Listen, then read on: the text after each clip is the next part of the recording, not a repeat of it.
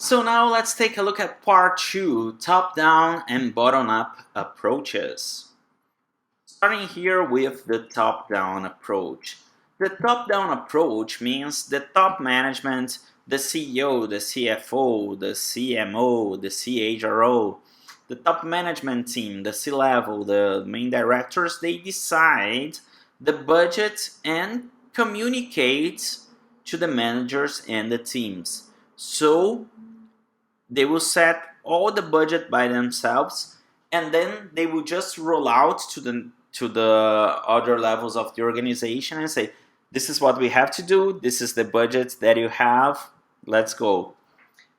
So it goes to this direction here. You have the executive director and the director team rolling out to their team. So it goes to the marketing director that will share the budget with the product marketing team and the institutional marketing team. The finance director will share it with the accounting team and the other finance areas, and so on. But this is why it's top down. It starts with the top of the organization and then it rolls out to the rest of the organization and the different hierarchical levels. What are the advantages of this approach? The first and the most important one is speed. As it's already defined by the top management, you don't need all the different levels of approval. So they will just have to approve with the board. It's a much faster approval, there is less discussion. Another advantage is that the top management executives, they are closer to the board and the main shareholders of the company, and they have a better understanding of the company's strategic goals.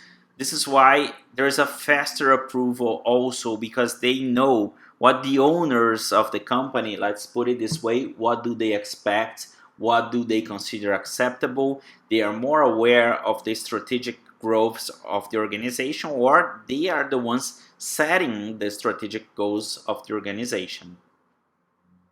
But this approach has a lot of disadvantages as well. The first one, and a very important one, is there is less ownership and less buy-in from the organization's staff. So if you receive a target and then your boss just say, just do it, maybe you will feel less motivated because you may think that this number is impossible to reach, or you may say, it's not my number, I'm sure that it could have been prepared in a different way, it doesn't consider this and that premises. So there is less buy-in. It's just something, you have to do this, and then you say, okay, I have to do this, but sometimes you don't agree, sometimes you feel demotivated. As I mentioned, it can be demotivated if target seems unachievable. If the targets are reasonable, if the budget considers current market challenges, scenarios, premises, it's still okay. But sometimes the targets may seem unachievable for the person who is in the front line of the business. And if this is the case, the person may be demotivated. If the pressure is too high, the person may even leave the organization and the company will not achieve the results either way. In the top-down approach, you have less inputs from people who are in the front line of the business. So usually, you will not have into consideration all the inputs from people who are working on a daily basis in a specific area that is producing that result, being it a profit line, a cost, or an expense. But these people, they are dealing with more tangible things every day than the executive team. There is a lower level of understanding of the company's strategic goals.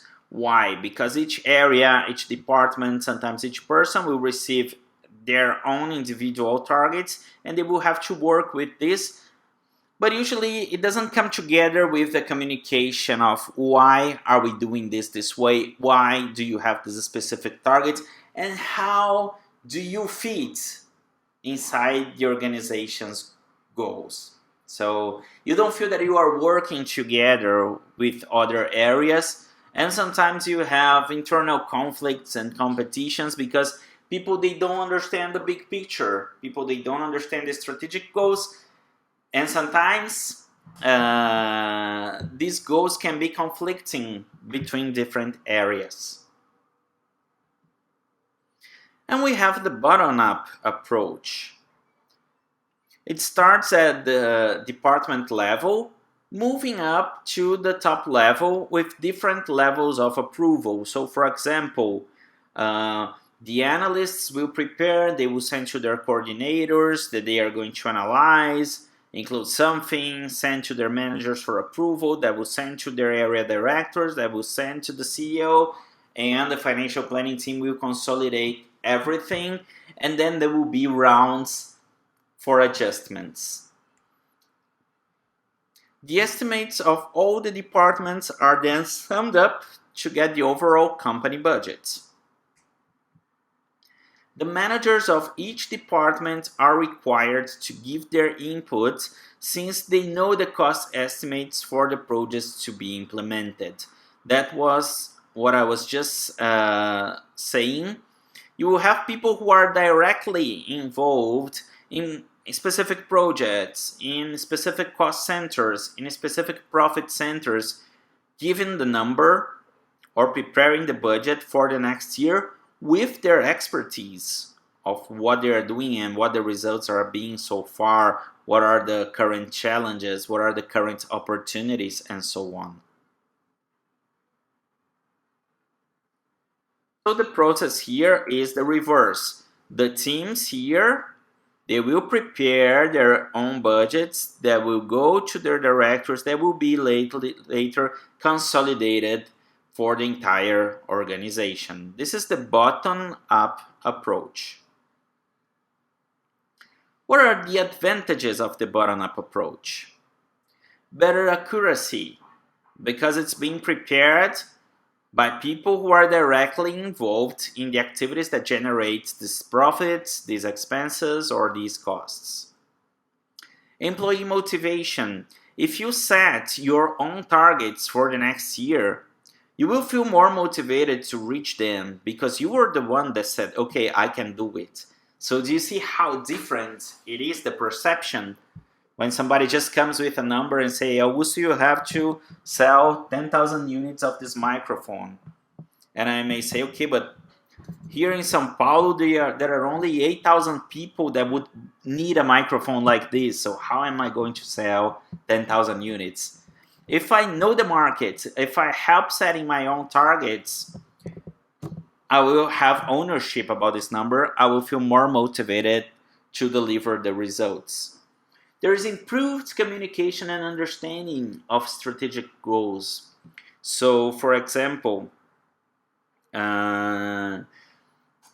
you will see that the optimal approach involves the top management defining premises.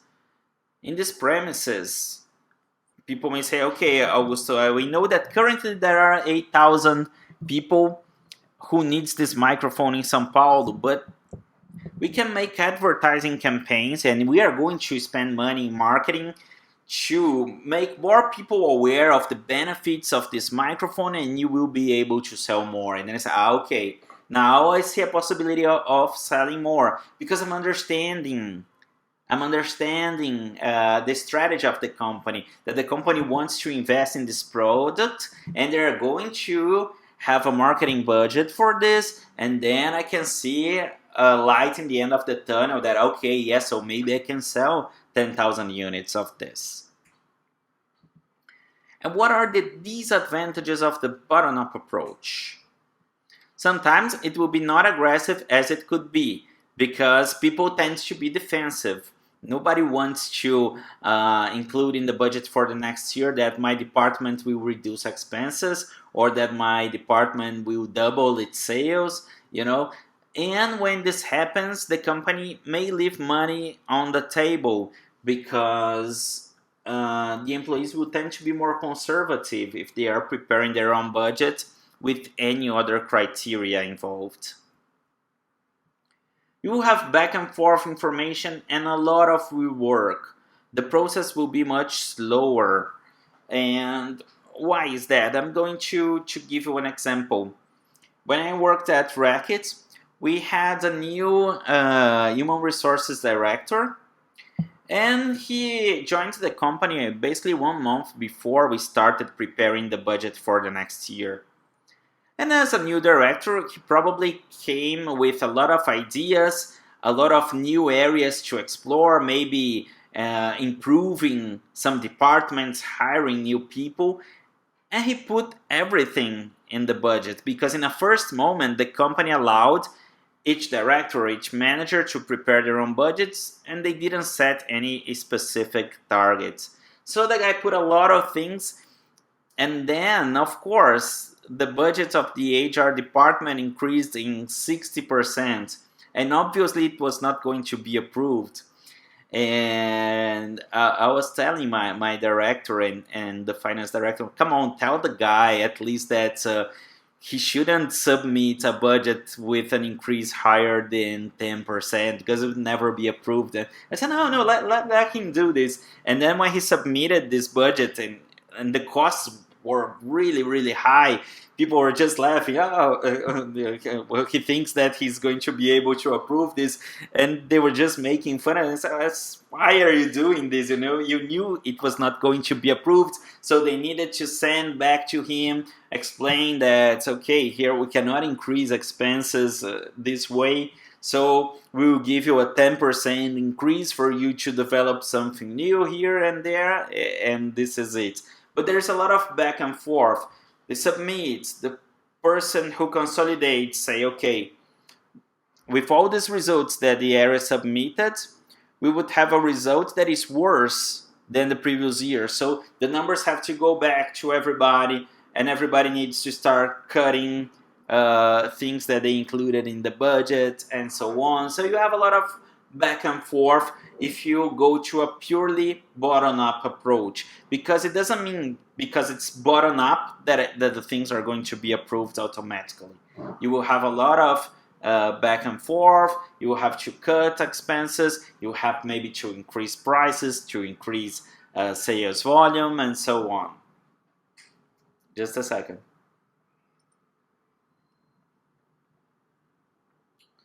In these classes in which we don't have the exercise, they're more conceptual. I feel more thirsty. So, improved communication. No, this was one of the advantages. So these are the two disadvantages of the bottom-up approach.